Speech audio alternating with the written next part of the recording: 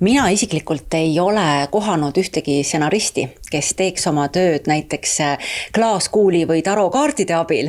Ehk siis, et stsenaristid reeglina ju ikkagi ennustajad ei ole. Selgeltnägijate võimete üle saab ilmselt vaielda ja spekuleerida. Siiski on viimaste poliitiliste arengute taustal jutuks, et stsenaristid on justkui prohvetid. Venezuela? Anybody? No? Oh, yeah. One guy in the back. A little worried about Venezuela. Everybody's cool with Venezuela? No threat? Okay. Jack Ryan seriaali tegelaskuju räägib USAle Venezuela poolt tekitatud julgeolekuprobleemidest. Seejuures keskendub ta Venezuela rikkalikele nafta- ja mineraalivarudele ning nende lähedusele Ameerika Ühendriikidele. Donald Trump tõi just sarnaseid punkte välja Venezuela üheks ründamise põhjuseks. Seriaal on aastast 2019. Kas see oli nii prohvetlik või oli teema lihtsalt loogiline ja ettenähtav?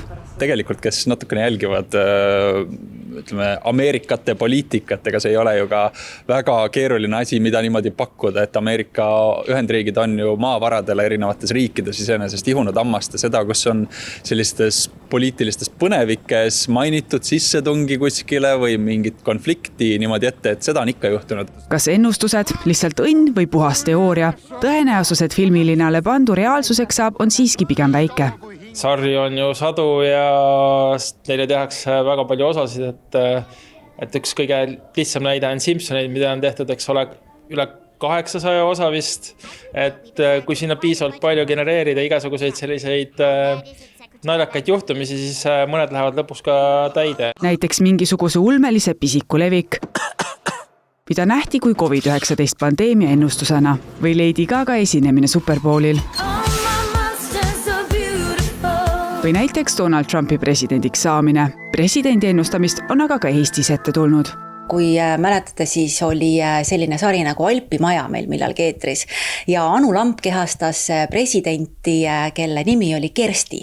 Seal on üks stseen, kus siis Anu Lamp ja Ivo Uukkivi mängivad ja Anu Lampi tegelane, president ütleb, et kutsuge, öelge mulle Kersti.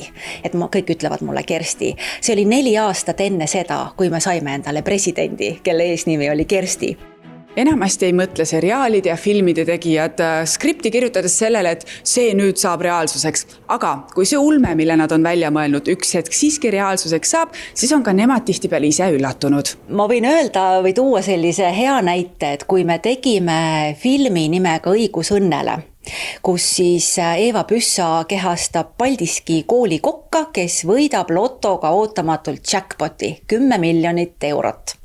Ja see film oli alles nagu välja tulemas või värskelt välja tulnud, kui juhtuski selline asi, et Paldiskis võideti bingo loto jackpot. See ei olnud küll 10 miljonit eurot, aga ma mäletan, et lehed kirjutasid ja need pealkirjad olid sellised, et kas Toomas Kirss on prohvet, et kuidas ta nägi ette, et Paldiskisse tuleb jackpot, et asjad juhtuvad. Steven Soderbergh tegi 2011. aastal filmi Contagion, mis siis rääkis globaalsest viirusest ja kuigi eks igasuguseid viirusi on ju kujutatud varem ka, kas või igasugustes zombifilmides, siis tema näitas ikkagi väga tehniliselt, detailselt, kuidas maailm reageeriks sellele, kui kuskil mingisugusest loomast, nagu näiteks nahkhiir, saab alguse selline viirus, mis ka inimestele nakkab ja kõik me pärast üsna hiljuti siis nägime, mis koroonaviiruse ajal toimus. Äkki on hoopis tükis kõik üks suur vandenõuteooria ja filmid ei ennusta midagi ette, vaid inimesed teevad reaalses elus hoopis seda järele, mida telelinalt näevad.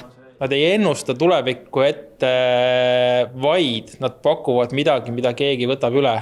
Et siin hea näide on ilmselt 98. aastal tehtud film Truman Show, kus näidati siis, kuidas ühte inimest filmitakse kogu aeg ja näidatakse tema elu. Ja siis aasta pärast hakkas jooksma see Big Brotheri sari näiteks. Kui kogu maailm ootab uusi ennustusi, siis meie Eesti enda stsenarist lubab, et juba sel aastal neid meie enda kodumaal ka näha saab. Võin nüüd etteruttavalt öelda, et kuigi ma ise reeglina ei pane kellegi lugu üks ühele sarja sisse, siis juba sellel aastal ma tegelikult saan olla mingis mõttes ennustaja rollis. Ma lõpetan praegu ühe uue seriaali stsenaariumit. See läheb nüüd sellel aastal varsti võttesse ja vaat see sari on tõesti selline, et kui see lõpuks ekraanile jõuab, siis läheb natukene aega mööda ja siis inimesed hakkavad märkama, et aga täpselt need samad asjad ju juhtuvad meie ümber.